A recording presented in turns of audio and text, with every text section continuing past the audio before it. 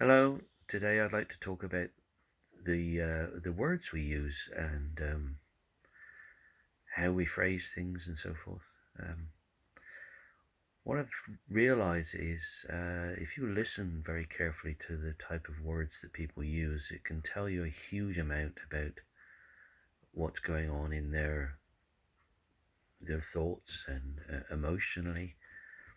And it actually works as well when we listen carefully to the words that we ourselves use.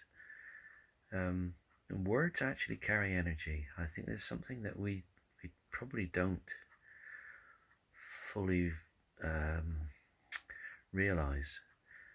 Um, and I believe as well, perhaps when we were creating a language, because we were moving from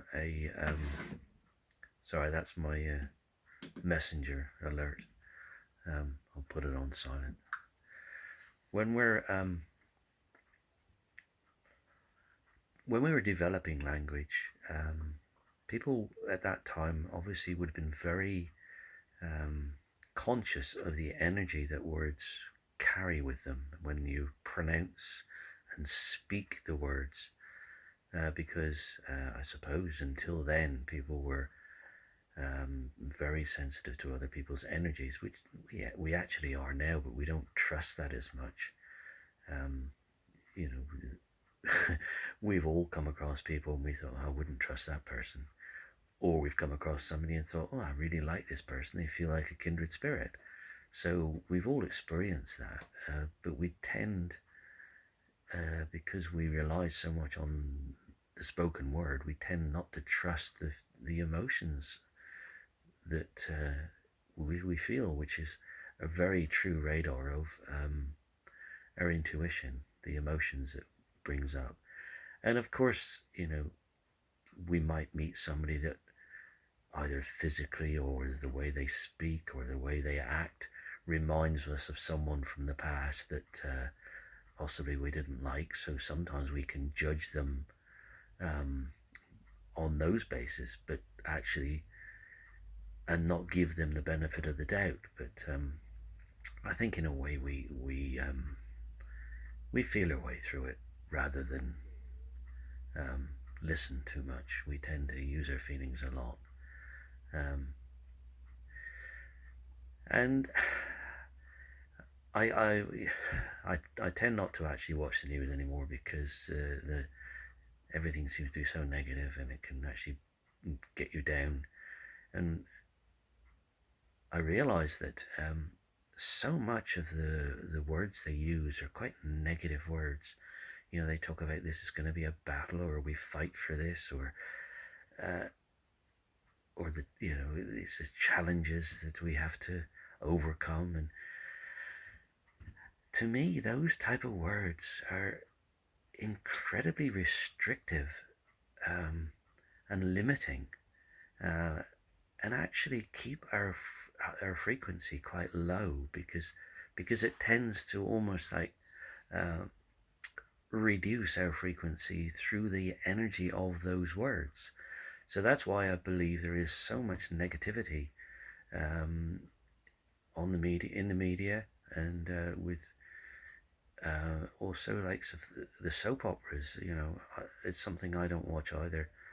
But if you were actually to turn your back on the screen of the telly when there's a soap opera on, and carefully listen to the dialogue that's going on, 90% of it is somebody bickering or arguing or scheming, and it's so negative, and that in itself keeps us in a negative way of thinking, and almost brainwashes us into thinking that's the way we should treat everyone else. Well, hopefully a lot of people now, with the time we have with the lockdowns, we're having time now to analyze and assess what's going on emotionally for us, and learning about ourselves, because very often we don't know ourselves very well.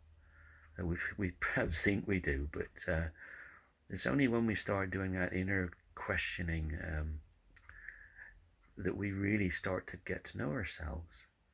Um, and I would use the analogy or the example when If I heard somebody talking and they were saying, well, I need to do this, I've got to do that, or I have to do this, if you actually think about it, those words are usually about somebody else's agenda and their expectations of you. And that is so limiting. It doesn't actually express our free will. We're living according to other people's expectation of us. And if I heard someone doing that, and you can try this for yourself, I would suggest that you just close your eyes and think of the word need. And actually imagine you can place that word in your heart and become very aware of how that makes your heart feel. Now actually take that word out and take out that energy, that feeling.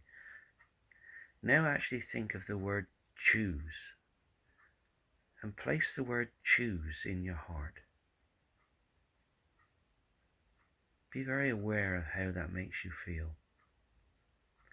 And I would be very surprised if choose didn't feel a huge amount more expansive and liberating and freeing than the word need. So that's just a very simple example. But what I found for me, once I started listening to the sort of words that I used and began to sort of, and I wouldn't beat myself up about it, I would just say, okay, can I use a more expansive word? And it's basically about being mindful of yourself. And to me, that simple change made a lot of difference to my process of evolution and my opening up my awareness of things and being more receptive to receiving from the cosmos instead of basing everything that I chose to do or did or felt I needed to do on somebody else's agenda. It actually helped me to start thinking more along the lines of, well, what feels right for me instead of what is right for everybody else.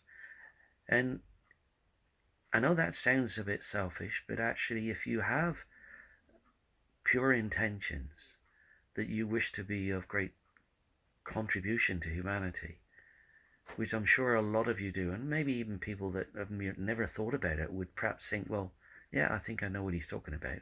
If you have that pure intention and you do what is right for you personally, then that is actually good for the whole of humanity. And it will, in its own way, it will actually extend that energy of expansive thinking to other people. So by actually improving your own personal life, the energy you project improves the life of everyone. So, okay, I think I've probably gone deep enough today. Okay then, goodbye.